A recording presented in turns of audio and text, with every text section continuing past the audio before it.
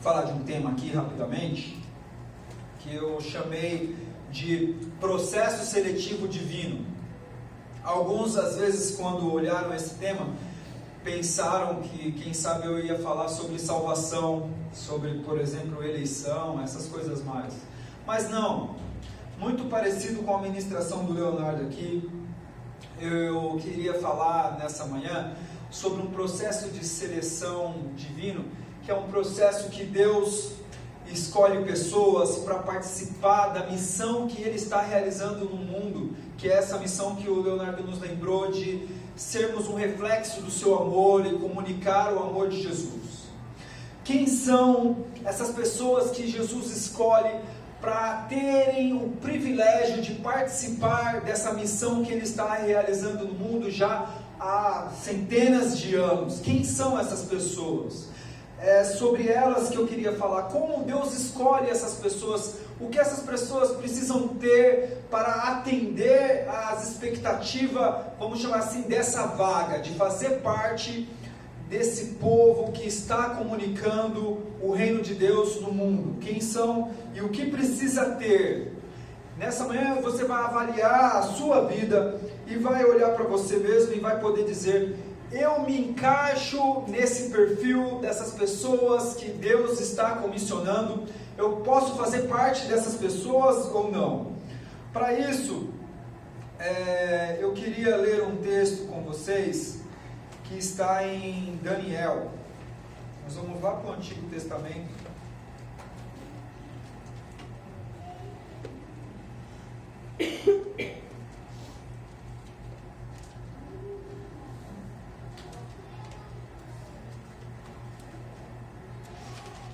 Depois dos profetas maiores, Isaías, Ezequiel, Jeremias, você vai ter lá Daniel. São apenas 12 capítulos. Nós vamos escolher, o ideal seria eu fazer uma leitura um pouco mais longa aqui, mas eu vou crer que você vai se interessar depois dessa mensagem e vai buscar ler um pouco mais na sua casa. Mas diz assim, eu estou usando a NVI. No capítulo 1 de Daniel, logo no versículo 1 também, no terceiro reino de Joaquim, rei de Judá, Nabucodonosor, rei da Babilônia, veio a Jerusalém e a sitiou. E o Senhor entregou Joaquim, rei de Judá, nas suas mãos. E também alguns dos utensílios do templo de Deus.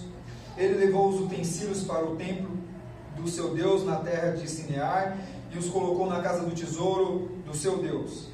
Depois o rei ordenou a Aspenas, o chefe dos oficiais da sua corte, que trouxesse alguns dos israelitas da família real e da nobreza, jovens sem defeito físico, de boa aparência, cultos, inteligentes, que dominassem em vários campos do conhecimento e fossem capacitados para servir no palácio do rei. Eles deveriam ensinar-lhe a língua e a liturgia dos babilônios. De sua própria mesa o rei designou-lhes uma porção diária de comida e de vinho, e eles receberiam um treinamento durante 3 anos, e depois disso passariam a servir o rei. Entre esses estavam alguns que vieram de Judá: Daniel, Ananias, Misael e Azarias. O chefe dos oficiais deu-lhes novos nomes. A Daniel deu o nome de Beltesazar, a Ananias de Sadraque, a Misael de Mesaque e a Azarias de Abidnego. Daniel, versículo 8. Contudo, decidiu não se tornar impuro com a comida e com o vinho do rei e pediu ao chefe dos oficiais permissão para se abster deles. Amém? Bem, então, Nabucodonosor, esse rei que nós conhecemos a história dele, e até mesmo muitas pessoas que gostam de história, mas não têm intimidade com as escrituras, pode ser que provavelmente já ouviu falar de Nabucodonosor, porque você tem na história as 7 maravilhas do mundo antigo, e uma das 7 maravilhas do mundo antigo é o jardim suspenso da Babilônia. Então não é conhecido, Nabucodonosor não é uma figura conhecida somente de nós evangélicos que conhecemos as Escrituras ou do povo judeu. Não, é uma figura conhecida na história. Nabucodonosor existiu, ele está aqui nesse relato, e na história também é atribuído a ele a construção de uma das 7 maravilhas do mundo antigo, que é o jardim suspenso da Babilônia. A única maravilha do mundo antigo que ainda existe são as pirâmides do Cairo. As outras não existem mais, o jardim da Babilônia já não existe mais, mas as pirâmides ainda estão lá, como uma das 7 maravilhas do mundo antigo. É esse cara aqui que Daniel está relatando, chamado Nabucodonosor. Ele então, rei da Babilônia, ele resolve sitiar, invadir Jerusalém, guerrear contra Jerusalém. É só mais uma nação que vai guerrear contra Jerusalém. Durante a história toda nós vemos isso. E quando ele invade Jerusalém, ele leva de lá alguns utensílios do templo, talvez alguns vasos do templo dos judeus, do templo de Deus. Ele leva isso, mas ele também leva o povo embora. E aí ele vai para a Babilônia com as pessoas cativas e com esses utensílios do templo. E aí na Babilônia ele tem uma ideia, ele resolve escolher dentro desses prisioneiros, dentro desses escravos, alguns homens. Ele quer escolher esses homens para os treiná-los para o serviço no palácio. E aí aqui no versículo 4, nós temos algumas características do que Nabucodonosor entendeu ser interessante que essas pessoas tivessem no currículo. Em outras palavras, Nabucodonosor, ele vai abrir na sua nação uma bolsa de estudo de 3 anos, com um estágio garantido para servir direto o rei, mas ele pede que essas pessoas deveriam ter algumas características para poderem ter esse privilégio, para poderem receber esse treinamento de servir a ele no palácio. E aí começa alguma dessas características, e eu vou devagar um pouquinho em cada uma delas. E em cada uma delas eu queria que você olhasse a sua vida e você se transportasse na sua imaginação para essa época de Daniel, se colocasse no lugar de Daniel, se sentisse nessa época aqui que a Bíblia nos relata e pensasse: se eu estivesse lá, eu seria um escolhido? Bem, primeiro no verso 3 diz que essas pessoas que Nabucodonosor está procurando, essa vaga que ele abriu, deveria ser para jovens, para pessoas que fossem de família real, ou de uma família nobre. E eu fiquei pensando já nessa primeira característica. A meu próprio respeito, eu já estaria desclassificado no primeiro requisito. Família real, família da nobreza, uma família de destaque ali na sociedade, já não é o meu caso. Os meus pais são do sul de Minas, meu pai plantou café a vida inteira antes de vir para São Paulo, e a minha família é uma família muito simples. Eu já não seria escolhido. Eu não sei você, na verdade eu sei você, eu já conheço muitos de vocês, e sei que também vocês não seriam escolhidos. Como canta Belchior, todos nós aqui, ou talvez a maior parte de nós, somos rapazes latinos-americanos, sem parente importante, sem dinheiro no banco, com uma família que veio do interior. Nós já de cara não nos classificamos no primeiro quesito que Nabucodonosor escolheu para que as pessoas pudessem fazer parte da missão ali de servir no seu palácio. Deveria ser da família real ou de uma família nobre? Não nos classificamos aqui. Depois, no versículo 4, ele diz o seguinte, que deveria ser jovem, sem defeito físico. Isso para nós nos dias de hoje até poderia ser bom, porque quando fala sem defeito físico, a gente já poderia pensar: opa, o Lula está fora, né? Porque não conseguiria atender. Eu praticamente olhando para mim, graças a Deus, eu não tenho nenhum defeito físico, mas também se eu tivesse nessa oportunidade, nesse exato momento, eu já estaria fora, porque eu já nem sou tão jovem assim. Você sabia que para o IBGE, aquele órgão que faz as pesquisas, quando ele tem que pesquisar jovens, a classificação que eles usam para pesquisar jovens são pessoas de 14 anos de idade até 25 anos de idade. Então, para o IBGE, jovem é quem tem de 14 a 25.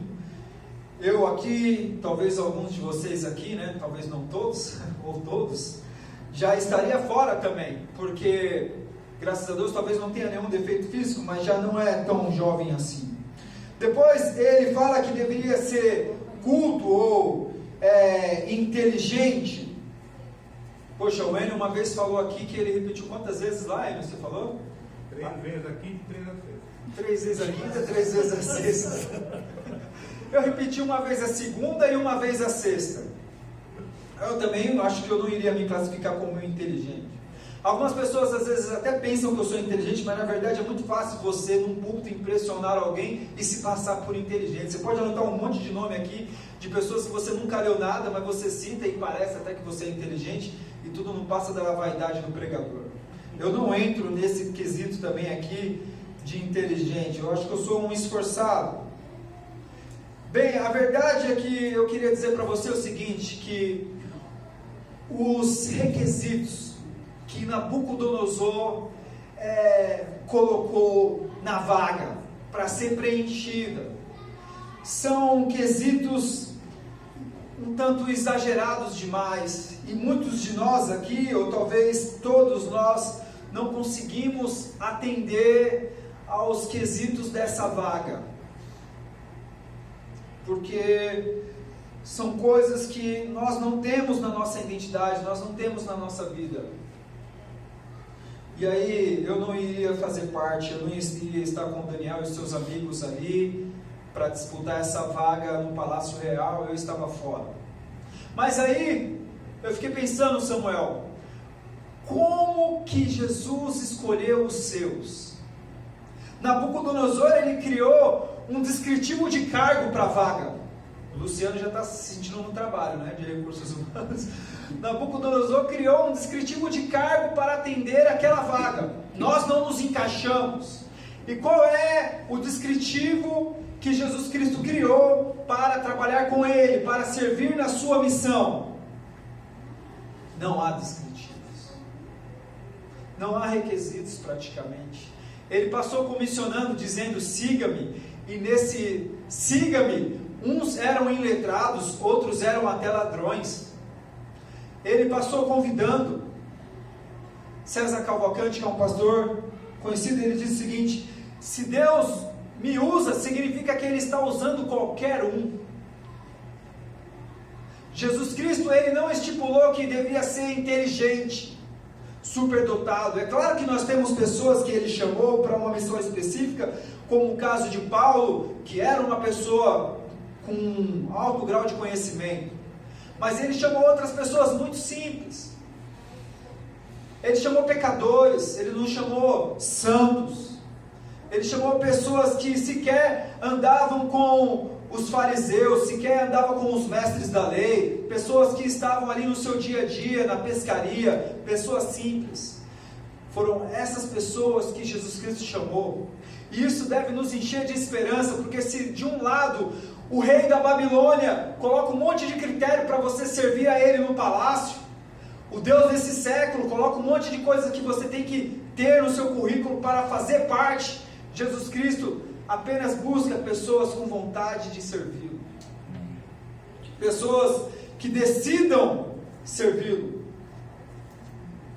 E essa é a segunda palavra que eu queria falar aqui nessa manhã: pessoas que decidam servi-lo. Daniel, quando ele vai para a Babilônia, o rei já trata de mudar o nome dele. Há uma estratégia aí, ele quer apagar a identidade de Daniel. Ele não quer que Daniel se sinta ali como um cidadão de Judá. Ele quer que Daniel se sinta ali como um cidadão, um caldeu, como uma pessoa daquele lugar. Muda o seu nome. Mas Daniel, ele decide em seu coração uma coisa. No versículo 8, Daniel decide não se contaminar com os manjares do rei. Ele toma essa decisão. E eu fiquei pensando, as pessoas que Jesus Cristo usam, e as pessoas que Jesus Cristo está usando para comunicar o seu reino, são pessoas que têm decisão, pessoas que decidiram na sua vida seguir um determinado caminho, que decidiram na sua vida uma determinada postura, pessoas que abrem mão de várias coisas e tomam uma decisão e vai firme nessa decisão. Observe que essa decisão que Daniel toma é uma decisão que tem implicações com a sua vida. Por conta dessa decisão, o rei poderia falar: como assim? Ele quer me desobedecer? Como assim? Ele está fazendo desfeito? Eu vou dar para ele da minha própria comida. O vinho que eu abro aqui, nós vamos abrir para ele lá. Como assim? Ele não quer tomar do vinho? Ele está se desfazendo de tudo que eu estou dando para ele? E Daniel decide não fazer parte daquilo, e essa decisão tem até mesmo implicações na sua vida. Daniel, ele estava vivendo em Jerusalém, agora a vida dele muda, ele passa a viver na Babilônia. E você pode reparar muitas das vezes que a nossa vida sofre uma mudança. Essa mudança vai exigir de nós alguma decisão. Se alguma coisa mudou na minha vida, eu tenho que tomar uma decisão agora nessa nova fase. Uma nova fase em nossas vidas exige de nós uma decisão de mudança de vida, de uma postura diferente de vida. Por exemplo, vai conversar com alguém que sofreu um AVC e sobreviveu. E a vida dele vai mudar agora, nessa nova fase que a vida dele está enfrentando. Ele vai ter uma nova decisão, ele vai decidir a vida dele de uma nova maneira. Uma pessoa que veio para o Evangelho, se converteu, ele vai tomar uma decisão também na sua vida. Essa decisão às vezes abre uma porta e fecha outras portas, mas é necessário que quando nossa vida sofra uma mudança, que essa mudança venha com uma decisão. Daniel, quando ele sai de Jerusalém, ele vai para a Babilônia, ele está decidido: eu não vou esquecer as minhas origens, eu não vou abrir mão das minhas raízes. Eles podem mudar o meu nome, eles podem fazer o que quiserem, eu vou continuar sendo um hebreu. Essa é a decisão que Daniel toma, e é uma decisão complicada, porque é uma decisão com implicações até mesmo dele perder a sua própria vida, mas é necessário tomar essa decisão, e ele toma, e ele não tem medo de decidir. E eu queria que você nessa manhã também tomasse essa palavra para você: não tenha medo de decidir. Se é necessário tomar uma decisão de um caminho que você não tomou, se decida por esse caminho e vá nele, seja fiel a essa decisão que você tomou. Mudanças de vida exigem de nós uma nova decisão, uma nova postura de vida. Daniel, ele decide: eu não vou participar dessa mesa, eu não vou participar desse vinho, eu quero algo diferente para mim. E aí ele vai negociar isso. E é legal que Daniel não tem aquela postura daquele crente chato: eu não faço isso, eu não vou e pronto. Não, Daniel, ele conversa com o chefe dos oficiais de Nabucodonosor: olha, será que não dá para mudar o cardápio e tal? O chefe acha graça nos olhos dele e fala: olha, Daniel, poxa, até dava, mas eu estou com medo, se o rei souber que eu mudei o seu cardápio, pode ser que eu tenha implicações lá, então eu acho melhor não, tenta aí, participa aí dessa comida aí. E aí Daniel, então, ele negocia com uma outra pessoa, que é um cargo abaixo desse oficial, e fala: o que você acha da gente ficar fora desse cardápio, desse menu? Vamos fazer um acordo aqui, você faz um teste, eu não quero complicar a sua vida também, faz um teste aí por 10 dias, se nesses 10 dias você muda o nosso cardápio, depois de 10 dias se você perceber que a gente está diferente, você mantém esse cardápio. Então, Daniel, ele não tem aquela postura radical: eu não vou fazer e pronto. Ele negocia isso. E aí eu tenho para mim que as pessoas que Deus escolhe, primeiro, são pessoas sem gabarito nenhum. Não são pessoas que fizeram bacharel em teologia. Não são pessoas com doutorado em divindade. Ele escolhe essas também, mas ele escolhe pessoas simples também. E Jesus Cristo escolhe pessoas que tomam decisão, pessoas que decidiram abandonar a coletoria dos impostos, pessoas que decidiram abandonar as redes, pessoas que decidiram amar Jesus Cristo e servi-lo. Pessoas com decisão, não pessoas com dúvidas. Não sei se eu faço isso ou se eu faço aquilo. Não. Ele espera que você seja decidido naquilo que você escolheu, que você vá até o final. E por último, nós vemos, não aqui no capítulo 1, mas logo em seguida, no capítulo 2, que Deus escolhe pessoas que estão não capacitadas a realizar a tua obra, mas que estão capacitadas a não roubar a tua glória. Jesus não escolhe pessoas que estão capacitadas a fazer a tua obra, mas escolhe pessoas que estão capacitadas a não roubarem a tua glória. Nabucodonosor, não sei o que aconteceu, num determinado dia, ele talvez vai dormir lá com a barriga cheia, e ele tem um sonho muito louco. Ele sonha com uma estátua que tem cabeça de ouro, braços de prata, um sonho doido. Lá no capítulo 2 você vê isso. E aí ele fala, olha, eu quero que busquem pessoas para revelar o meu sonho. Mas ele é tão maluco que ele fala assim, o cara que for vir aqui revelar meu sonho, revelar o que significa o meu sonho, eu não vou contar o sonho. Porque se eu contar o sonho vai ficar fácil dele revelar. Depois veja isso no capítulo 2. O cara que for capaz de revelar o sonho, ele vai ter que vir aqui, falar o que significa o sonho, e vai ter que me falar também o que eu sonhei. Pensa nisso. Ele é esperto, porque se ele conta o sonho, cada um poderia ter uma interpretação, concorda? Mas ele fala, não, eu vou falar somente o seguinte, eu tive um sonho. A sua missão é me falar qual é o sonho que eu tive, e me falar também qual é o significado do sonho. E aí trouxeram diversos sábios, magos, de tudo. E eles falavam para Nabucodonosor, você é maluco. Se você contar o sonho, nós vamos dar a interpretação. Mas se você não contar o sonho, nós não conseguimos dar isso. Ninguém consegue dar isso. Ninguém, é muita gente. Havia homens de Deus lá, homens de decisão, homens que Deus tinha escolhido. E dentre eles estava Daniel.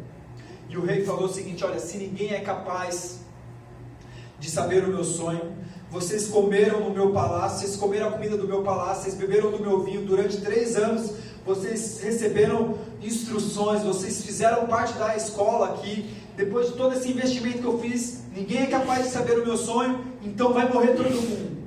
E Nabucodonosor manda matar todos. E quando Daniel fica sabendo que Nabucodonosor mandou matar todo mundo, porque ninguém era capaz de decifrar o sonho de Nabucodonosor, Daniel chega para os seus amigos e fala, orem aí, vamos orar, vamos pedir para Deus nos usar para que ninguém morra, vamos pedir para Deus nos usar para que Nabucodonosor saiba que há um Deus aqui no meio de nós que é diferente dos seus deuses. E aí Nabucodonosor chega para o chefe, o oficial de Daniel chega para o chefe do oficial de Nabucodonosor e fala, olha, marca lá uma conversa com o rei, fala para ele que eu tenho a revelação do sonho dele. E aí quando Daniel vai lá diante do rei, a gente vê isso, o rei diz para ele, você é capaz de revelar o meu sonho? E era para Daniel dizer agora, talvez se nós estivéssemos no lugar de Daniel, dizer, sim, claro, eu estou aqui porque eu sou capaz de dizer o seu sonho. Mas Daniel faz diferente, ele fala, eu não sou capaz de responder, de traduzir, de dar o significado para o seu sonho, mas Deus é Ele quem vai dar a revelação, e eu estou aqui somente como um canal dessa mensagem. Muitos aqui teriam roubado a glória de Deus. No lugar aqui de Daniel poderia dizer, sim, eles não foram capazes, mas eu estou aqui porque eu sou capaz. Mas diz a Bíblia que Daniel diz, não, ninguém é capaz de revelar o teu sonho a não ser Deus. Quem vai revelar o teu sonho não sou eu só estou sendo uma boca de Deus aqui. Quem vai revelar o teu sonho é o próprio Deus. Então, Deus usa pessoas que não têm nada no seu currículo que contempla a vaga que ele abriu. Mas Deus usa pessoas de decisão, que escolheram viver diferente. E Deus usa pessoas que não vão roubar a sua glória. Que quando forem usados por Deus, às vezes para orar por uma cura, às vezes para pregar o Evangelho e ver alguém se rendendo aos braços de Jesus, vão dizer, isso não tem nada a ver comigo, Deus quis fazer através de mim e pronto, eu vou seguir sendo servo inútil e pronto.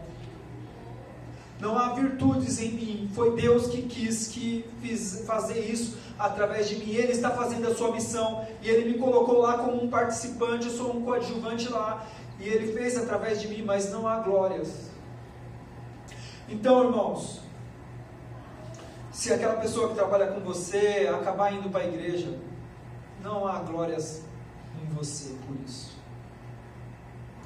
Se você orou por alguém e Deus, assim de forma instantânea, curou, colocou a mão, você orou pelo aquele seu amigo que precisava de um trabalho, Deus foi lá, abriu uma porta de emprego, você é só um instrumento. Porque Deus não usa pessoas que roubam a sua glória. Dizem, já tem tanta coisa, tanta história de Billy Graham, a gente já não sabe mais o que é verdade e o que é lenda, o que virou folclore gospel. Mas dizem que Billy Graham tinha pregado num estádio abarrotado de pessoas. Milhares de pessoas tinham levantado suas mãos, sinalizando uma conversão. E aí Billy Graham, quando sai daquele estádio, chega uma repórter e fala assim para ele, Billy Graham, por que no meio de tantas pessoas Deus escolheu você? E aí diz a história que Billy Graham falou o seguinte, olha, Deus um dia olhou do céu à terra e não achou ninguém pior do que eu, e aí Ele foi e me escolheu. O pastor César Cavalcante diz, se Deus me usa, significa que Ele está usando qualquer um. Nós não podemos limitar o agir de Deus a certos tipos de pessoas. Para eu fazer isso eu tenho que ser um pastor. Não, Deus pode te usar. Para eu conversar com aquela pessoa eu tenho que entender alguma coisa da religião dela. É ótimo que você possa buscar conhecer isso, mas Deus pode te usar. Eu sou um novo convertido, estou indo agora na escola dominical. Deus pode te usar. Porque se Ele usou a mim, Ele está usando qualquer um. Feche os seus olhos, eu vou pedir por alguém aqui.